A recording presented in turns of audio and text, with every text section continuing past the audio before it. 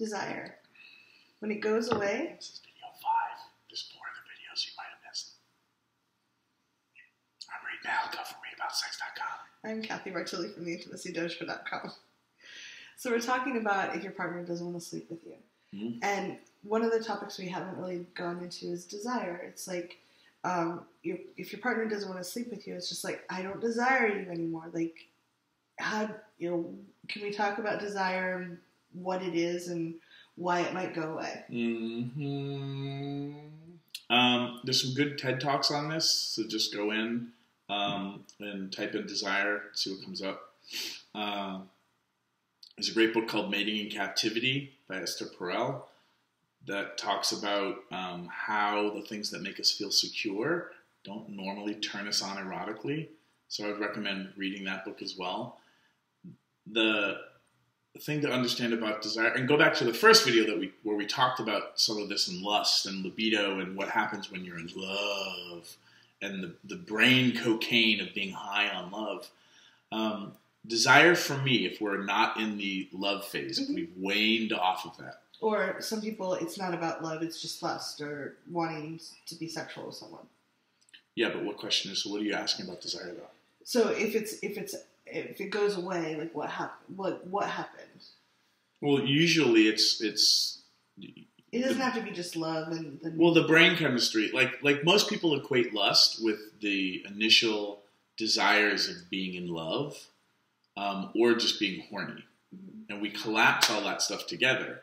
And then we also make it somebody else's responsibility for us to be turned on.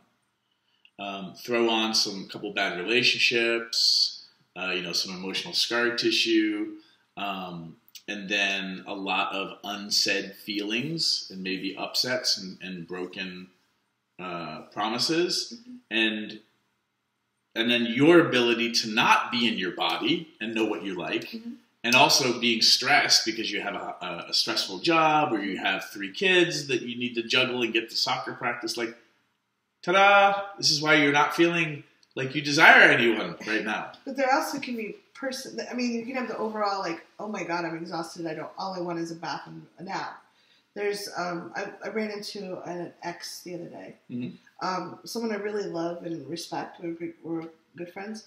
I remember at one point, I just always wanted to sleep with this person. Mm-hmm. And now it's like, there's not a draw to sleep with this person. Mm-hmm. Like it would actually be like, I'm like, I don't know that I would. So you want to know what happened? Yeah. Like what's going on? Like, cause people. All the stuff we just talked about. Like that's what's happening. But it's an individual thing versus you were talking about it. It sounded like you were talking more about a global thing. No, the reason you don't want to bang your ex is you probably fell out. The reason you wanted to bang them before was because you were probably high on all this brain chemistry, or you felt safe with them, and so your excitement was there, mm-hmm. right? Whereas if you're not, most people, well, everyone's different, right? You can feel not safe, and it's a turn on not safe. That person's dangerous. Versus, wow, like I feel safe with this person, and now I will let myself feel horny, and I want to have sex with this person because I feel safe. Like there's a lot of different reasons. Right. I guess the way you were describing it, it sounded more like a global, I don't feel sexual in general, versus I work with a lot of clients where it's like my partner may be attracted to a lot of other people, but is not attracted to me. Well, that's usually like what I call a strange ass phenomenon, which is some people get really excited by new people, like the hormones that get released.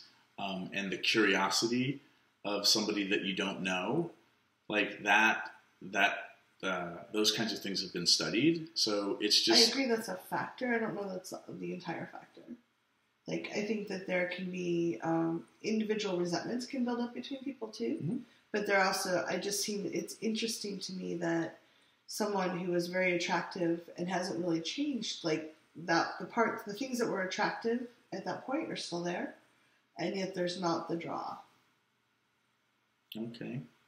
I think I've already proven my point.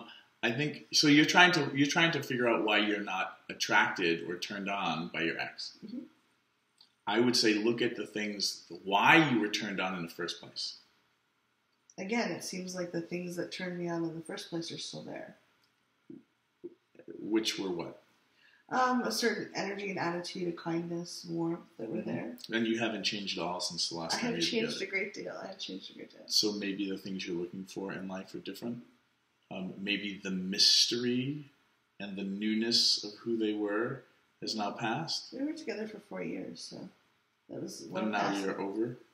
Why did you break up? Ooh, this is getting good. It's getting very personal. We were incompatible in a lot of ways. Okay, so now that you know you've arrived at that conclusion, and there's nothing to try to make or save because you realize how incompatible you are. So for me, there's a separation between. There can be someone I want to be in a relationship with because I can see a lot of compatibility and attractiveness, and there's also people that I just want to sleep with. That it's not like that would be really bad to be in a relationship with, but they'd be really fun to be in bed with. Yeah, right? And that, I mean, again, like the brain cocaine of pheromones, or you happen to meet your ex on a time when your cycle was in a particular place where you weren't in your rutting phase, whereas if you had met them 2 weeks later and you wanted to hump everything that walked, you'd be like, oh my goodness, I'm so happy I'm seeing you again. There's all these factors. Okay. But it seems like if we're tying this back into the topic of my partner doesn't want to sleep with me and offering some resolution and direction, basically what you're saying is that's why they don't desire me anymore. Yeah. And why they might desire somebody else. Right. And if it's just gone, it's gone, and then you're just curl up in the corner and suck your thumb. No, there's ways that you can create connection and explore sex and pleasure. This is the problem. People collapse desire with pleasure. Don't do that. Stop. You're like, why don't I desire my ex?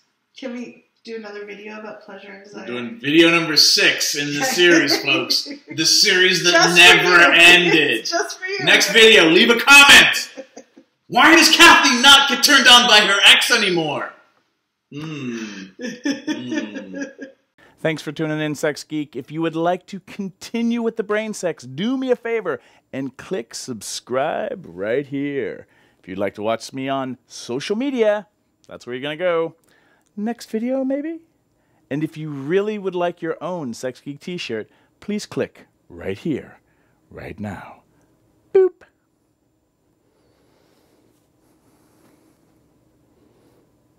No, really,